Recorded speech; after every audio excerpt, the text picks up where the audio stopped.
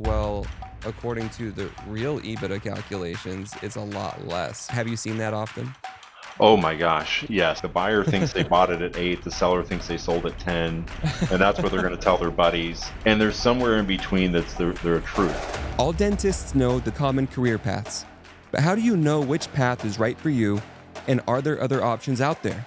On this podcast, we will be chatting with industry experts. We want to bring you the knowledge and resources you need to take your career to the next level and break down those industry secrets interview by interview. We are here to ignite a revolution in the dental landscape And help you, the dentist, build the career you have always wanted. I'm Dr. Cassidy Reeder, I'm Carter Frank. and welcome to the Revolution Dentistry Podcast. I'm Dr. Cassidy Reeder here with Carter Frank. This is the Revolution Dentistry Podcast, where we help you with strategies to build lasting success for yourself and your family. Thank you so much for joining us today. We have Mike White, and I'm going to be introducing him a little bit. Today, we're going to be diving in with a true expert in the field of healthcare finance, you guys. Mike White is the CPA and principal at Clifton Larson Allen. With over 15 years of experience, Mike has dedicated his career to understanding the complexities of the dental industry, with his skill set ranging from individual dental practices to large dental groups. As a national leader at CLA, Mike is dedicated to providing strategic business intelligence and developing innovative solutions that grow dental practices. His extensive knowledge and insights have made him a highly sought-after speaker, having presented at prestigious events for organizations such as the Dental Entrepreneur Organization, Dykema, ADSO, Henry Schein, and here coming up, he's going to be presenting at the American Academy of Dental Group Practice, February 6th through the 8th. So make sure to go see him. He's going to be presenting an incredible, set of ideas for you guys to learn from. In today's episode, we're going to explore the changing landscape of the dental industry, the importance of sound financial strategies, and how Mike's expertise can help practices thrive. So whether you're a seasoned professional or new to the field, you won't want to miss this conversation. Let's dive in and welcome Mike White to the show. Thank you so much for joining us today. Hey, thank you for having me. It's funny when you say over 15 years experience. I'm like, it's technically over 20, but it's one of those things. How long do you hold on for that next generation to say how old you are? No, I So, totally yeah, understand. absolutely. Either So, Just like Mike, way, impressive. my you've biopic, had it's 10 years old. 20 years navigating the complexities of the healthcare finance. That's It's crazy. impressive. No, Very it's impressive. it's been a fun journey. I mean, it's before DSO was DSO. It was before that framework, if you will. But for me, it's my journey started when I was 23, 24, when I started my CPA firm, right, pretty much right out of school. So I've gotten to Wow. grow up with a lot of these DSOs, a lot of these entrepreneurs that we all know, and a lot of these early days ventures, if you will. So it's been a fun journey. Wow. I So, mean, a lot of people don't start firms right out of school. That's impressive. That's like a dentist starting a practice right out of school. That's Yeah. almost unheard of. Yeah, well, and a dentist starting a practice right out of school is a little harder because you have your day job, you have your chair, but I was working for a day job. I did this nights and weekends and just kind of growing into it. But that was 03, 04. If I go way back, 99 to 04, did my undergrad grad at Tech. If you've seen me present, I always have a Texas Tech logo in the background there. But I got to start doing bookkeeping for a friend, and little by little, just kept growing that passion for working with small business entrepreneurs. And '07, set out on my own and started growing a practice. And we ended up, before I sold it, we were a top 400 CPA firm out of 45,000 firms. oh So Oh wow, my yeah, so it was a fun gosh. journey, a lot of fun journey. that's I would crazy. say. What Yeah. drew you particularly to the dental industry? It was golf course was actually what got me real into it. But I when I started, I was actually industry agnostic. I mean, I worked with auto repair shops. My first client was a plumbing service repairman who did a lot of construction in so I learned how to count toilets and bids and all this stuff. And I learned also the importance of key performance indicators. But in '09, we had a few practices. '08, I acquired a small tax CPA shop. They did some, healthcare. But in 2010, 2009, I was chasing this healthcare consulting group. And their average practice was 1 to 2, and I was just trying to get the outsourced accounting and tax work, and I ended up acquiring this 66-year-old healthcare consulting group, that the owner was 80 something years Oh old. my It was kind of gosh. dying business, but being here in North Texas, Dallas, we know the MB2s, the Decas, the big names of the world, Hmm. before they were big names, if you will. We had a lot of great individuals like, well, hey, you need to see what's happening. And there was also 5 massive dental CPA firms in my backyard. So the way to compete was to be different, and all of them focused on wealth management. We Hmm. focused on running the strategic and the operation of the business. We got real into granular budgets, and then we saw the consolidation happening, and we just latched on. Wow. That's the long story of how I really got into healthcare, and then from there became one of the largest dental CPA firms in the nation. So Wow. That's So you, incredible. So, yeah, staying you, on the topic of KPIs, what are yeah. some specific KPIs or key performance indicators you look for within a practice? So I always start, what I'm amazed at today after doing public speaking and stuff, or I started that in 2000, 2014, I guess. So we're going 11, 12 years of public speaking. And I realized, the granularity. There's still a lot of folks that need help on just what is a balance sheet. hmm And so I always say, when I start with key performance indicators, I start at 30,000 feet. So production per patient, number of patients seen, new to active, collection ratio. But what I'm trying to help folks understand, and what I've found with the average business owner, and we'll take a dentist, is they look at their end-of-day report, they look at their weekly stats, and then they may get their P&L 2 or 3 months behind. hmm And I was trying to help industry understand that when they came to me and said, "Hey, Mike, I did 100 grand last month. I want to do 125 next month." Okay, then let's look at those end-of-day reports that you do look at very consistently, and let's really show you what do you need to change to get you there. So I correlated and brought it all together, and I think that's where we became really well known, was with our dashboards that we created early days, and helping business owners truly understand the number behind it. hmm But then when you start dissecting that, it's like, great, if we're humming and everybody's happy, then you can start drilling into your insurance payer mix, your providers, your new patient, active patient, and what's the worth of each one of those. Of course, you got to talk your P&L benchmarks as well, hmm EBITDA and all the respective percentages to that. But Yeah. you know, Instead of, like you said, focusing on that wealth management component of it, you guys saw an opportunity in the midst of this consolidation. You saw an opportunity to help on the operations side, and you guys have thrived in it. Going back to 2024, uh, we have a start of a new year. It's an incredible time, a lot of opportunity ahead. But let's wrap up what happened, last year. With the new year ahead of us, what are your thoughts on the 2024 wrap up and how interest rates are going to impact dental practice deals and valuations moving forward?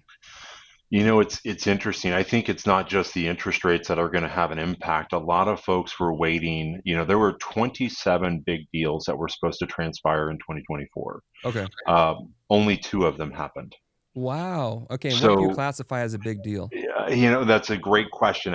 You're looking at 8+ figure type deals, right? Okay. Yeah. Very large deals, transaction wise, but there was a couple, and I won't name names, but there was a couple, and one obviously we'll know it closed right there at year end. Yeah. The market was kind of waiting on to see what happened, right? They're a North Texas based group, big group, great success. And when their valuation came out, I think it reset the valuations, for, I don't want to say eternity, but certainly for a while. Interesting. But here, at CLA now, where I'm a principal, and who I merged in with, if you will, we were doing about 200 dental transactions a year, right? More Hmm. than Hmm. most other firms. We That's got to see a incredible. lot. We have a great M&A team.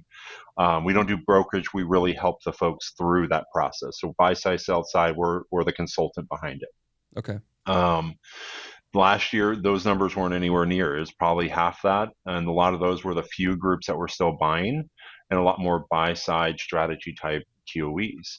Hmm. I think what we'll see in 2025, we may not see the rates come down as much as we thought, right? A lot of us are starting to see Fed funds may cut, but it's still driving rates up, oddly enough. Hmm. We don't have to get into economics and why that's happening, but I think there's a lot of pent up demand for 2024, meaning we have to get some deals done in 2025, which is great. When I speak to the lawyers and the bankers and some of the other folks that I talk to on the regular, they all saw pretty much the same thing for 2024, a little softer than they expected. We're hoping with the new administration, get that behind us, whatever the decision is, and move forward.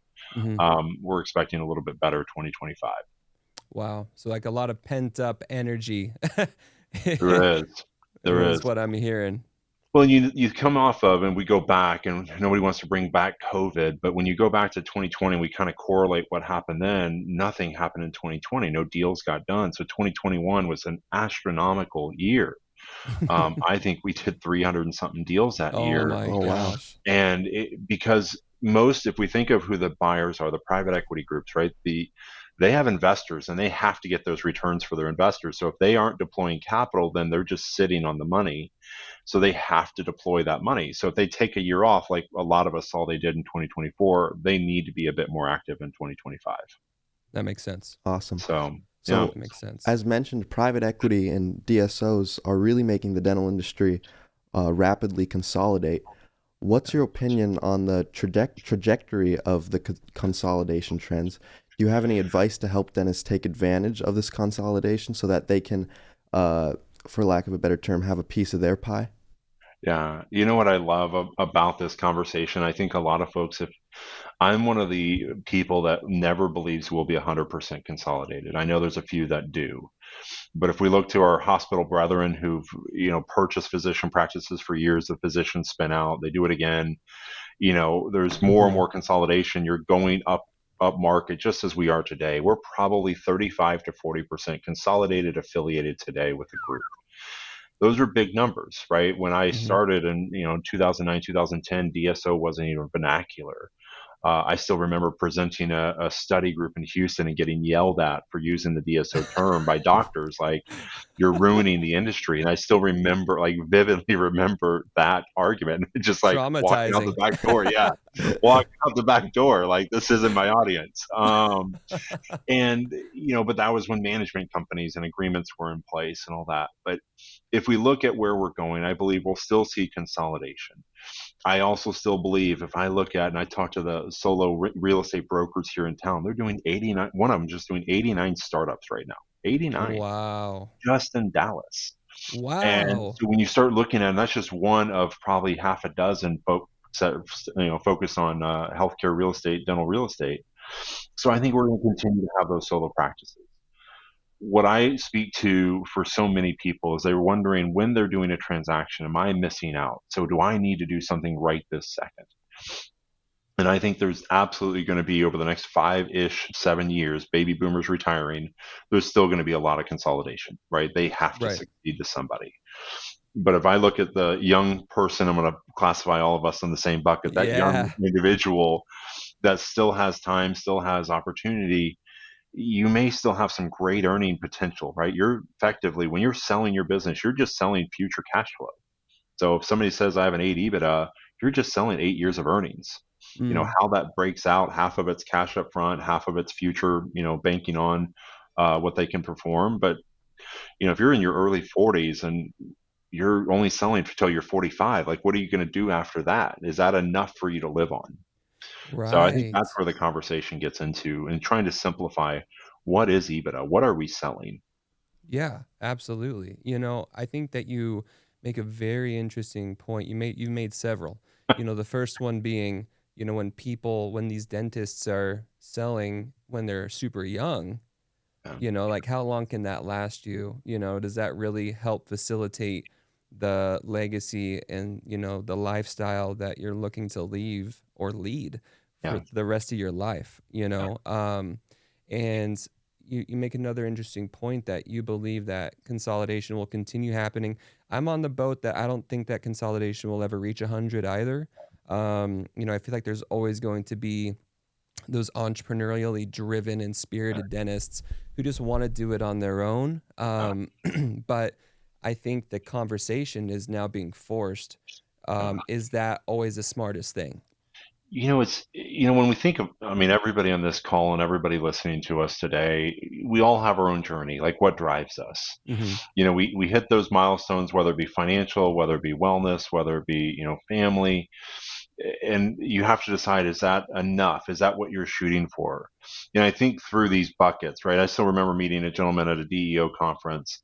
He had one practice, upper Midwest, and he worked 1 day a week. Like, he had his system and process Wow. so dialed in, and he was making $1.5 million a year. And he's like, "Oh yeah, I want to try to do this." And I'm like, "Why? Like, what's right? Like, what's?" He's like, "Well, because I think I can, make more." I said, "But over the next 5 to 7 years, while you're building it, you're going to make less every year."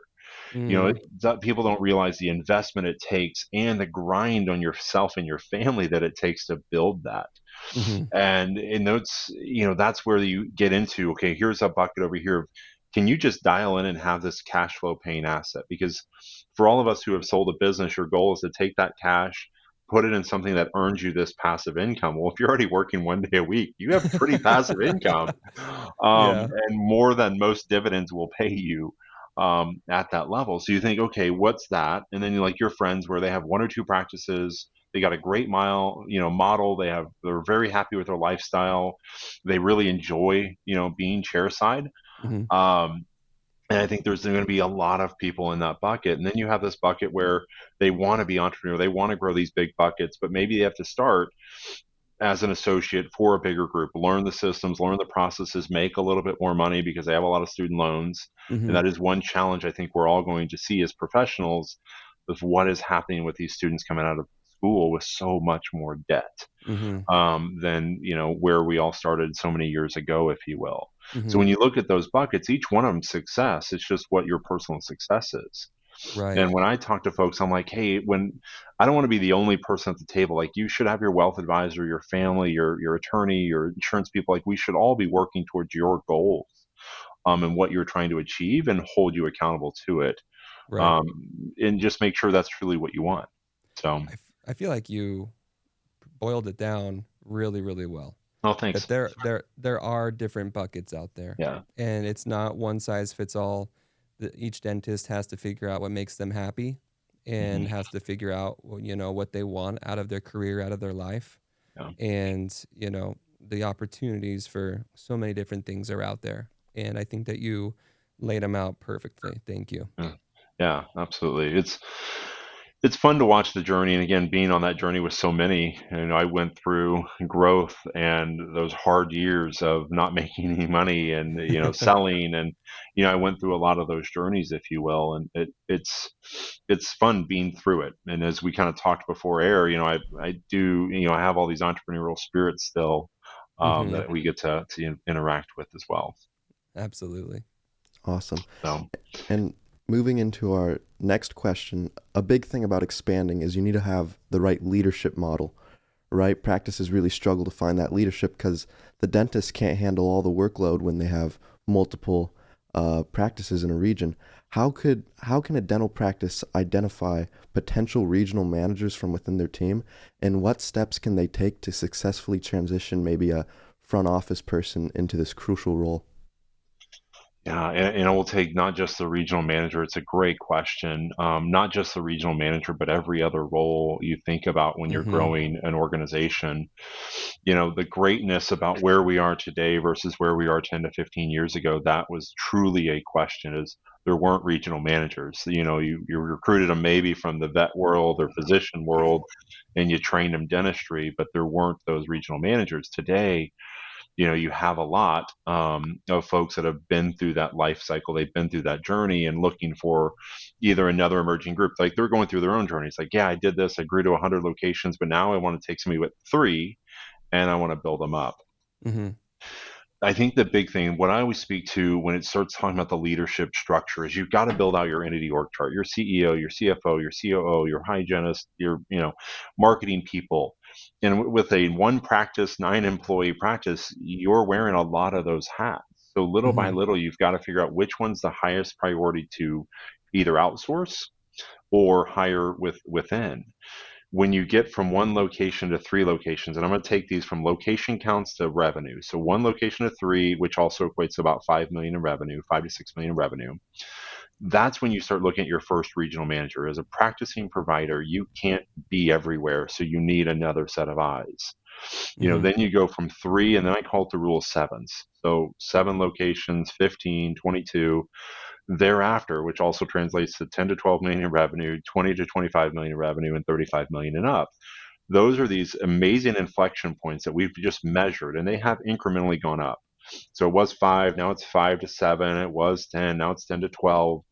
But at each one of those levels, there's another critical hire that you've got to make in order to get past that inflection, Mm-hmm. which also means it's another critical investment you have to make in your practice. So as you think about trying to transition somebody from a chair side hygienist to maybe an office manager to administrator to your right hand, you really have to do culture index text. Is that the right skill set for them? Can they succeed? All of Mm-hmm. us as business owners have elevated somebody because they were great at this and they failed here, and you lose them. Right. So every business owner has done this. I've done it so many times where I'm like, oh, this person would be amazing. I trust you so much. I want you to oversee and build all this out for me. And I end up losing them because, one, it wasn't their passion. Two, I set them up for failure. I didn't give them the training to get there. Mm. And I think so many business owners do it as well. So if you're going to answer your question, if you're going to elevate somebody, elevate them fully, invest in them, get them training, get them to conferences, embed them in, this community, if you will. And what I loved about dentistry is everybody shares, like everybody's willing to come together and say, here's how to help each other. Here's what I learned. And that's what I love about these conferences and these kind of shows as well. Absolutely. And mentorship is a huge thing on this podcast. I believe that Yeah. if you can have someone to mentor you along the way, it's really beneficial because then you get to pick up where they left off and it makes the whole Yeah. thing much easier to get started on. Yeah, Yeah. absolutely. Couldn't agree more. I think that you brought up a really interesting point there, Mike. You want to, have certain, I guess, milestones in place for when you should be considering, elevating a certain employee, right, to a leadership role. You mentioned, milestones for when, certain practice, levels should pertain to, certain revenue marks. But as you grow and as your revenue increases and as your amount of practices increase, you also have to consider the milestones and the markers for when you should consider bringing up your employees, right, into leadership positions and start, making that consideration as well. Yeah. And I feel like you also did a great job at explaining the importance of elevating and edifying and educating these people when you put them in those roles, right? Yeah. Not just saying, hey, I think that you'd be a great person here, Congrats. go figure it Yeah. out. But, send them to the conferences, invest in them and in their education, make sure that they're the right fit culturally, make sure that they're the right person for the job because they want to be there, not just because they're trying to make you happy, you know. Yeah. Yeah, no, I think that you made a great point there. Thank you for that. So I Yeah. guess moving forward here, so let's talk about, the cash-based versus accrual-based accounting Yeah. topic. I know that that's a pretty important one. I'm sure you've talked to so many different dentists and so many different groups about it. So you often advocate, for converting practices from cash-based to accrual-based accounting. What are the benefits of that transition, and how can a practice owner know when it's the right time to make that shift? Yeah, it's such a big shift, and so I am an advocate for it. And let me just back up and say, what is the difference? Because I think a lot of folks truly don't understand why their bank is now asking for it, why private equity is asking for it. Mm-hmm. But when we start talking about financials, we get to an EBITDA format. So I always call it the common love language for finance people. But within that EBITDA format, we're trying to normalize what would this practice's profit be in somebody else's hands. Whether Mm-hmm. Cassie, you're running it, Carter, myself, all of us look the same. Our chart of accounts feel the same. What is our benchmark against each other? Mm-hmm. Mm-hmm. On a cash basis, we are recognizing cash when we receive it. So patient comes in, they pay their copay. I get the copay portion. I recognize revenue today. I get insurance 30 days from now. I don't recognize the revenue for the rest of that patient visit until next month, right? Accrual says, hey, I have a patient today. I bring it all forward. I recognize that entire charge today, even if I still am owed money. Okay. And so what's important in that timing is when you think about the delays, if we are in every facet, if we were recognizing revenue a month delay, we're paying our doctor a month, based on the last month's collection. So now we're 2 months behind on doctor pay. Mm, You start really trying to figure out how does this align and how did I truly do on this day? So when we go back to the KPI question of production per patient or production per day, we also correlate that to collections per day. mm-hmm. And you want to run at a 98 to 99% collection rate, but if a big production month happens and you're delayed, it may skew your data. Mm, So what we talk to people about is when is the right time. And when I talk about those inflection points, I love to see it as early as 15 million in revenue. But it is a costly endeavor not only to convert but also to then maintain. So tend to see it at 15 to 25, 15 to 30 million in revenue. And why at that point is that's when you start bringing some of the accounting functions in house. You okay. aren't outsourcing as many. You have somebody who can maintain it. You can get your cost of accounting down a little bit overall on a blended rate, and you can keep up with it a bit better. But Wow. that's why now, if you go through a transaction, you get to a certain point, a banker is going to want to see it that way. So you're just professionalizing your business to align with what the market's expecting. Wow. That's huge. I feel like, how, in your opinion, are there many practices that do accrual based before they reach the 15 million mark or no? Yeah, I mean, it really depends. So if I get somebody, I had this actually right at the end of the year last year, where I had somebody who's coming out of finance, like, hey, I'm going to go buy. I've been seeing everybody doing this. I'm going to go buy. I want to be accrual accounting day one. And I think that is, absolutely the easiest time because from day one, you're accounting that way. There isn't a big conversion. There isn't a big, learning curve. You just go. Mm-hmm. Your AR balance is zero out that day or whatever you bought in AR. So it's a lot easier to maintain at that process. Okay. But, so you do see a bit of that. We get asked a lot to, hey, we're at that time. It's ready to convert, or do I really need to convert? And that becomes a big challenge. Yes, I'd Mm-hmm. like you to, but are you ready to make the investment and keep up with it? Right. I mean, can you give us an idea of, I know it's maybe tough to give an accurate number, but a Yeah. ballpark estimate for how much it might take an investment for a group to convert?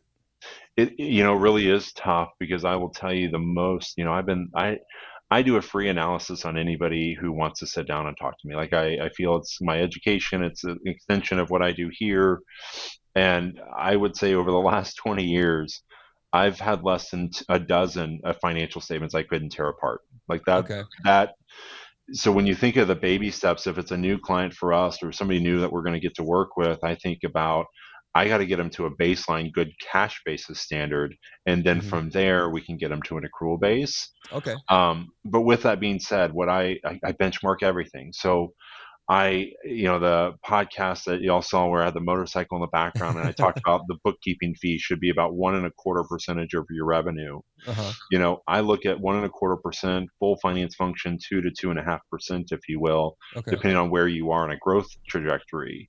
But that's where your accounting should be relative to, your overall, practice collections. Okay. So, Okay. Perfect. Awesome. so Thank if you. I tell people if you're spending a lot less than that, at some point you're going to make up and you're going to get to that number. Hmm. So, maybe that year it's 3.5 because you're paying for prior sins, God. you know? There you go. There you Yeah. go. Thank you. Awesome. Yeah. And this is a great segue to my next question. You talked about EBITDA being very important. I mean, ultimately, it's how a practice is evaluated, right? So, what are some common components or metrics that practices overlook usually when calculating their EBITDA? And how can addressing these gaps lead to more of an accurate evaluation? Yeah. Absolutely. And we touched on a little bit of what EBITDA is. So we'll give the vernacular: earnings before interest, taxes, depreciation, amortization. I had an old business partner, Irishman. He's like, "You Americans use too many acronyms." So I try to define them as much as I can. And so here's to Eddie defining that. But when I look at earnings before interest, taxes, depreciation, amortization, the biggest thing is people are leading or allowing their tax CPA and I got a bunch of them, but tax CPA to derive the financial statements. And what I mean by that is when I look at a bookkeeping cleanup or an accounting financial statement, I think of everything as a term of a multiple. So if I've miscategorized $1,000 and I miscategorize it every month, 1,000 times 12 times an 8 multiple, well, that Mm, $1,000 effectively just cost me 100 grand. that's crazy. Wow. So yeah, so when you think about that in multiple locations and a multiple of 1,000, a lot of folks are saying, okay, what is that blend? They want to run their personal expenses through, no problem. Book it as another expense below the line or below EBITDA. They want to expense as much as they can, or their tax CPA said, go buy this piece of equipment at the end of the year. So we're spending $1 to save 30 cents, but that dollar really cost us $8. So Mm, you see the disparity of what you're looking at it from a business standpoint versus as tax.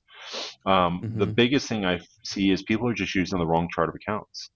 They aren't using something that, maybe their friend got it or they just took the QuickBooks standard chart of accounts and it's all kind of mixed in there. It looks like a repair shop chart, but they aren't really seeing what is my gross profit for running the business. So dental supplies, doctor pay, lab fees, sometimes hygiene kind of in that cost of goods sold section. What's my staff breakout? And then everything else, interest, depreciation, amortization should all be, and personal expenses should all be as other expenses in QuickBooks. Okay. But those are the big challenges I see. Yeah, I mean, I feel like a lot of people they bring their business, they bring their practice or their group to market, right? Or they're shopping it around or whatever, Yeah. and they're told, "Wow, you just got an 8x multiple of EBITDA." Yeah. And they're like, "Wow, well, according to our EBITDA calculations, that's a lot of money." Yeah. But then they get hit with, well, according to the real EBITDA calculations, it's a lot less Yeah. because they didn't take a lot of these factors into consideration. Have you seen that often? Oh my gosh. You will, yes, from a finance perspective, the buyer and seller, it's always about what deal did they think? The buyer thinks they bought it at 8, the seller thinks they sold at 10, and that's what they're going to tell their buddies. And there's somewhere in between that's their truth, right? They forget their own doctor's compensation. A lot of people forget they got to pay themselves as managers or CEOs or producers or whatever, and they add that back as well.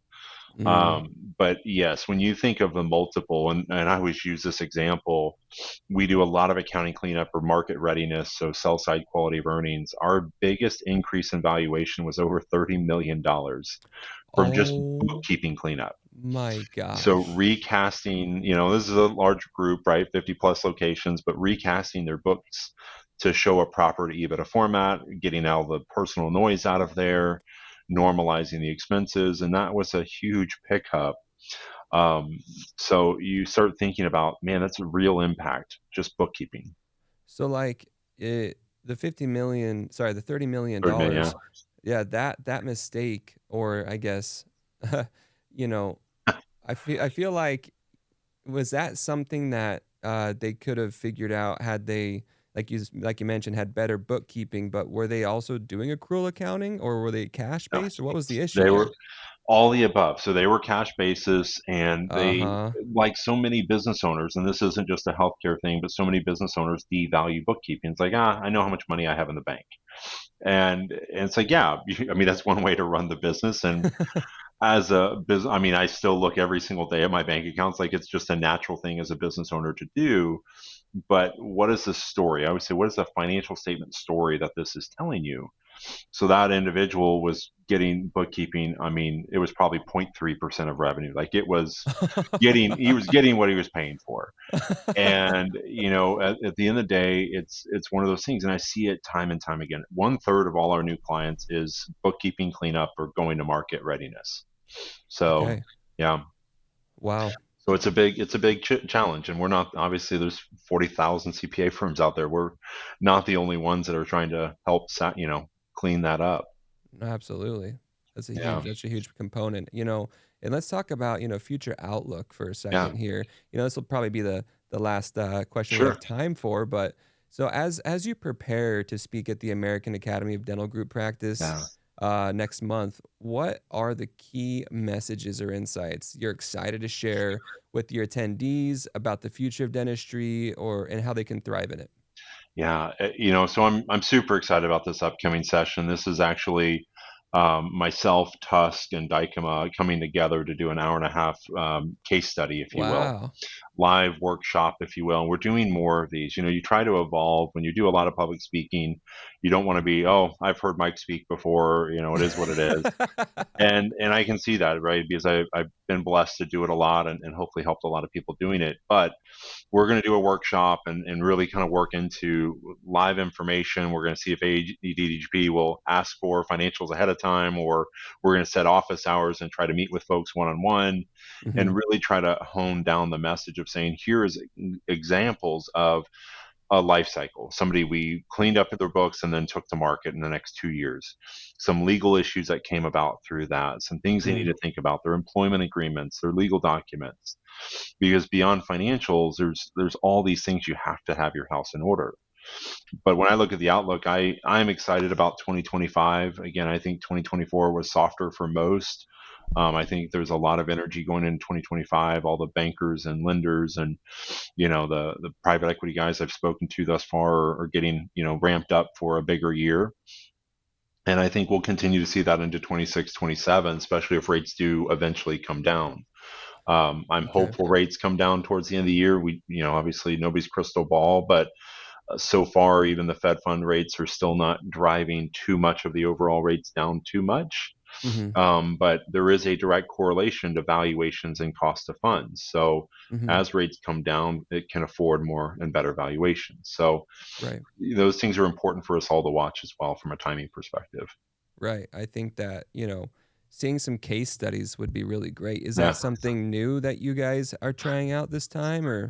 Yeah, we did it in October at the HR for Health conference together, and we actually did a full day.